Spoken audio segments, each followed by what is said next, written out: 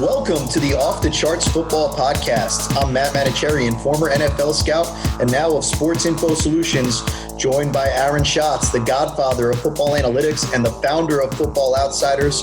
As always, our producer, Justin Stein, is with us on the controls. And today we have a very special guest, Rivers McCown, a frequent Football Outsiders contributor and the man behind riversmccown.com, where you can read all kinds of free content, including about his beloved Houston Texans.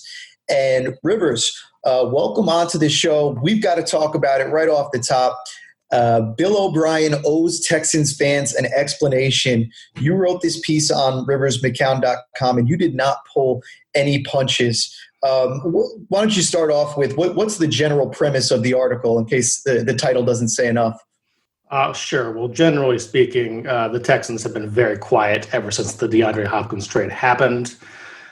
They haven't really had a statement come out. The only person who has actually talked that's been on the team has been Randall Cobb, who just joined it like 3 days ago.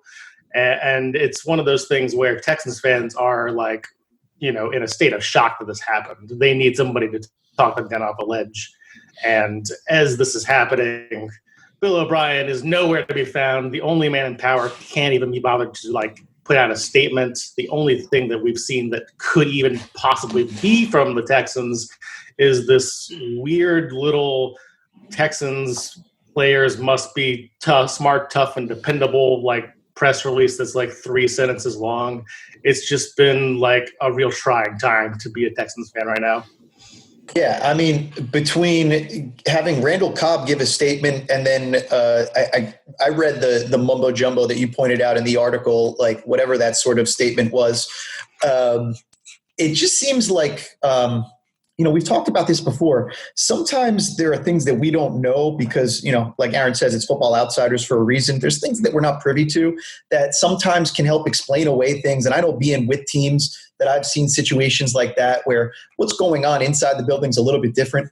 It's really, really hard to imagine a situation where there's some explanation for this that makes sense beyond this is an ego battle, right? This was Bill O'Brien realized that he wanted this player off his team. He wasn't going to pay him, and he took a crappy deal to get rid of him. I'll point out that there's two parts to it too, right? Which is, first of all, there's what's the reason for getting rid of DeAndre Hopkins? But second of all, there's what's the reason for getting David Johnson as the thing you got in return? And even if there is some sort of personality conflict reason that Hopkins is a diva, and even if you can come up with an explanation for that half of the trade, that doesn't explain the other half. Bill O'Brien has talked to the Combine. He did a long, 20-minute interview with the people in charge there. Which is John Harris, Mark Vandermeer, the people who work for the Texans website. And they kind of soft-pedaled a lot, but basically what it comes down to is Bill O'Brien is a personality guy. I mean, if he likes your personality, if he likes the way that you act, that is almost as important to him as talent.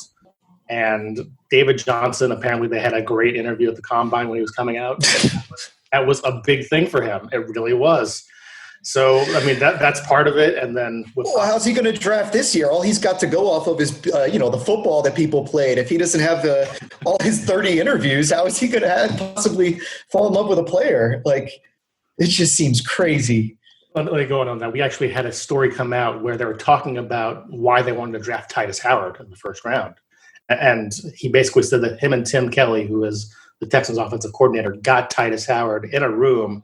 And they thought when they were coaching up Titus Howard in this hotel room that he was going to put Tim Kelly through a bay window. That is the direct quote there.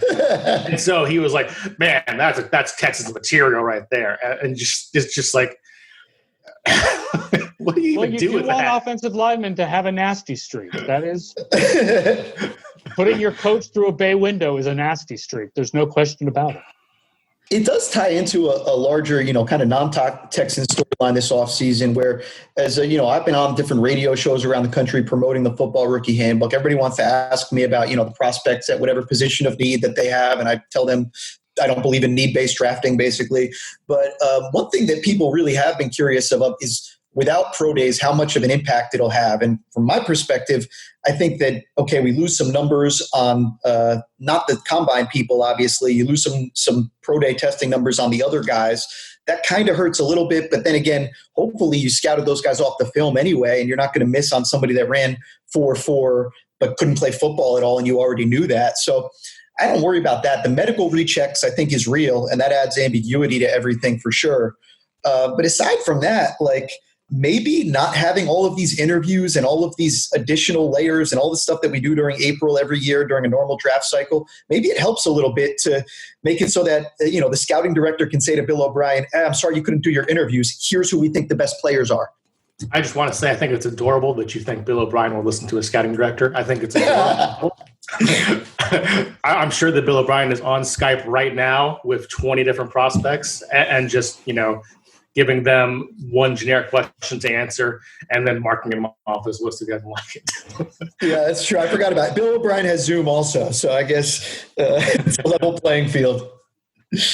What are the rules? I'm not sure what the rules are this year as far as is there a limit to the number of prospects that teams can contact on the phone? Yeah, I read what it is. I think you can contact each player up to 3 times per week for up to an hour each time. It was something along those lines is what I read. The other thing also about the Texans offseason is, not to make things even more dismal for Rivers, but some of their signings are questioned. Like, for example, that they signed Eric Murray for something like $11 million over 2 years. That is a lot of money for a guy who's essentially your third safety. He's not a starter. I don't think that they play a base nickel with 3 safeties. So that's a lot of money for a guy who's a really just a complimentary player. It was higher than that. It was like $20 million. Were we all so excited about Kiki Cutie and he was supposed to be such a big deal, and then they basically signed Randall Cobb to do his job because Cutie just never became a thing? Oh, let's talk about Kiki Cutie. That guy is in the doghouse so hard. I guess looking at what he put out there on the field, there were times when he was running routes to the same area as other receivers, and I think that kind of put him in a bad place.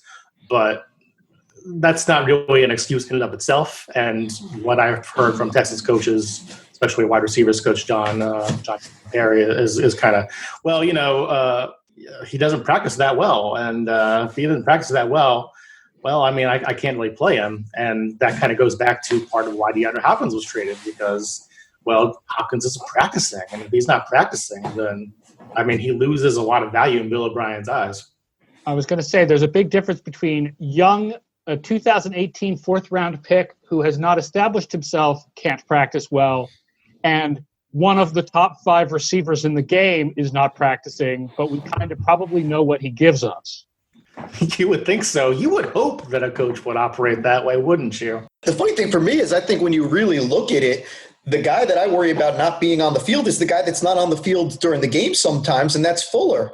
He's the guy that seems to really have been – and now all of a sudden with his – constant health question marks. It's like, are you relying on Randall Cobb as your number 1 now? So it's very confusing to me that. No, Fuller is the number 1 when he's healthy, and when he's not, it's Kenny Stills. Cobb is the slot guy, but yeah, if Fuller's not healthy, then they're DeAndre Carter or somebody that they draft this year is now the outside receiver. I have seen DeAndre Carter run post drafts where he actually lets the ball knock him over as he So I'm going to tell you, I'm not wild about that plan.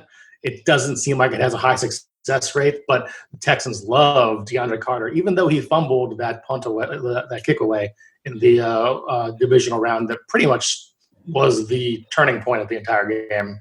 But he practiced well. He did. He came back every day, and he said every time he drops a ball, he goes up to Bill O'Brien and says, "Thank you, sir. May I have another?"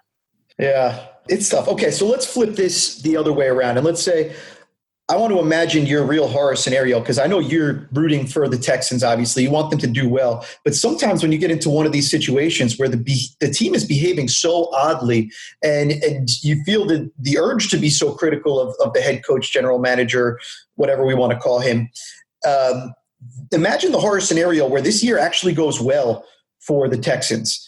and they kind of like make the playoffs and, lose in the first round or whatever. Texans year like all the other Texans year where they go but do just well enough to lose in the first round. Right, but they do well enough to keep Bill O'Brien around. What does that look like is what I'm trying to think. Like, what's the scenario like? Is it David Johnson having 2,000 all-purpose yards? Is it Kenny Stills? I'm trying to picture what this team looks like if they were to do well. And I'm not even really sure, is it just the Deshaun Watson show? Yeah. That's pretty much what it is. Yeah, I think it's got to be a transcendent performance by Watson. And, the AFC South has not had the best offseason. I think the Colts will get a little bit better just on the pure numbers. The Titans, I don't know how that's going to regress or not, but definitely they still have a lot of talent. The Jaguars look to be, tearing down to the studs, so that'll help a lot. Then you look at, adding the extra playoff team. Like, I don't think it's at all absurd to think the Texans are going to make the playoffs. It's more just how that's going to look. And I think you kind of start with Watson having a big season. Yeah, they still have Watson, and they still have a good number of defensive pieces, right? They still have J.J. Watt, and they still have Whitney Merciless. And they have this kind of interesting secondary that's put together with all of everybody else's cast-offs, right? Like their secondary is almost entirely made up of free agents and players picked up who were cut by other teams or whatever. They traded for Bradley. Did they trade for or sign Bradley Roby? They signed him to a 1-year prove-it thing last offseason, yeah. And then Vernon Hargreaves and then Gary and Conley, who got cut by the Raiders. Vernon Hargrave got cut by the Bucks, and Philip Gaines got signed there. So it's like a lot of guys. And then at safety, there's Deshaun Gibson, who came over from Jacksonville, and Eric Murray. So it's a lot of guys who came from other teams. There's not a lot of draft picks in their secondary. Gary and Conley actually cost a 3rd-round pick. Yeah, he did. Yeah. Yeah, that's another His one. Numbers are up and down, like every other cornerback's charting numbers are up and down. But, they were up they were up 2 years ago, and then last year they were down before he got traded to Houston. Yeah, that was another Bill O'Brien trade special right there. Hargraves got picked up in I think at the end of November or so, and immediately got pushed into playing. Lonnie Johnson is the one draft pick there, the 2nd rounder from last year. He was pretty raw. To be fair, he got put in some tough assignments last year, especially against the Chiefs, where kind of asked to defend Travis Kelce on the spot, and that did not go well. But I think they want him to be the outside corner long term, and I don't know if that's going to work or not. We're kind of a wait-and-see mode there. That's interesting to put your corner on Kelce when you're a team that pays a lot for your safety, or not necessarily pays a lot, but uses a lot of capital, pays a lot to Gibson, and then use the other. That's the other guy who's a draft pick is Justin Reed, Eric Reed's brother. Well, Justin Reed played last year with a shoulder impingement, so he was hurt a lot of it, not 100%. And then Deshaun Gibson actually, hilariously, while we're talking about Bill O'Brien's arrogance, Deshaun Gibson played in Week 17's meaningless game, got hurt, and did not play in the playoffs at all. He had a good week of practice leading up to the game, though, so, you can't. This is where you gave a great interview. Shaking my head because this is not a video cast. Sports Info Solutions brings you the 2nd annual edition of the SIS Football Rookie Handbook, with scouting reports and statistical breakdowns on over 280 college football players who are likely to be drafted or signed as rookie free agents in 2020. New features this year include unique and informative NFL team pages, research deep dives by the SIS R&D team, and, for the first time ever, the NCAA version of the SIS flagship football statistic, Total Points. At Sports Info Solutions, we collect and analyze college football players like it has never been done before. Whether you're a film junkie, an aspiring analyst, or just looking for the most comprehensive information on what your NFL team's rookies did while they were playing college football, this book has what you are looking for and more. Michael Lombardi, former NFL general manager and 3-time Super Bowl winner, said, "This book is the closest fans will get to reading real NFL scouts reports, because it is detailed reporting with a complete understanding of what it takes to play in the NFL. Well done." John Park, the manager of research and strategy for the Indianapolis Colts, said, "Scouts matter because not everything that counts can be counted, and relevant data matters since not everything that can be counted counts. With that said, SIS creates relevant football data that matters. Please Check out the SIS Football Rookie Handbook. It is available wherever you get books. You can get it on acta.com, ACTA.com. You can get it on Amazon.com, or you can find it at Barnes & Noble.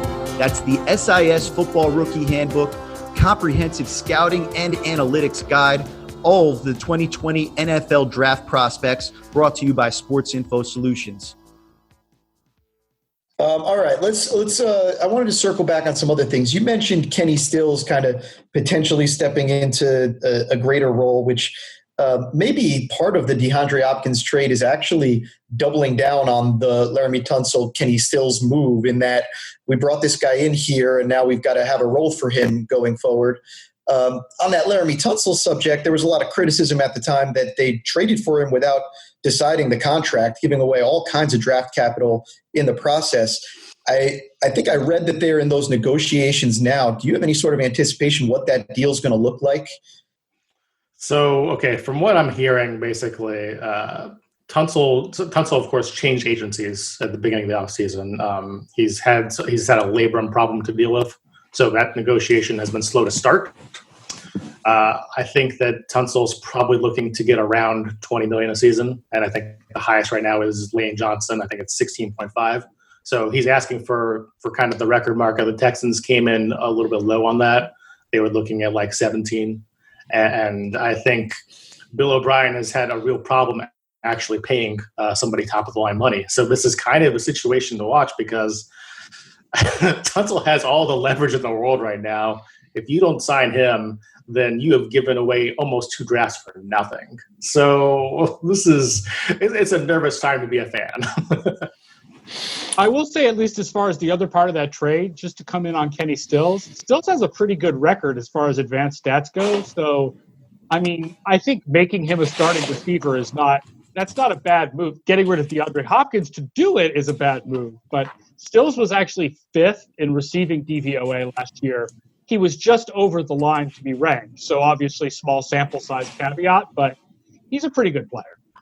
Oh, yeah, Stills has been a good player for a long time. One of my favorites on the team for sure. I think that he runs what Bill O'Brien likes the most, which is that kind of Yankee concept. I think he runs it really well. I think that kind of played into why they wanted him as badly as they did. It's one of those things, though, where, objectively you can say by the numbers, yeah, Kenny Stills looks really good. But it's also one of those things where if he became the number one option, those numbers are probably going to come down a little bit. Yeah, that's the thing. I think you're talking about Kenny Stills. I think this is what Steve Kerr is in basketball relative to an Allen Iverson. I think that Kenny Stills can be efficient in a limited role. I do not think he can carry your offense as the number one guy or even really the number 2 guy. I don't really think he's an ideal starter in the NFL. So I think it's one of those usage versus efficiency things with him, really, until proven otherwise. Yes, he'd be a great number 3 guy if your top 2 guys were Will Fuller and DeAndre Hopkins. And you got to be concerned even when Fuller was injured last year, and if it was Hopkins and Stills. That wasn't like, how many starts? 5 starts for Hopkins for Stills last year. It's not like in those 5 starts the efficiency was good. Again, he's averaged 14 yards of reception throughout his career. But how often are you really going to throw Kenny Stills the ball? Right. I don't have these numbers in front of me, but we did something for our playoff preview where we kind of looked at the effect of just taking Fuller off the field entirely. And I think it's not only about how good Fuller is, it's also about how just having him healthy makes Bill O'Brien more likely to call longer pass plays and longer developing pass plays. And that's kind of where it's not even about the talent anymore. It's about the mentality. Right. Like you could call those plays without him in the game. But if you're afraid of calling those plays without him in the game, then you're doing yourself a disservice.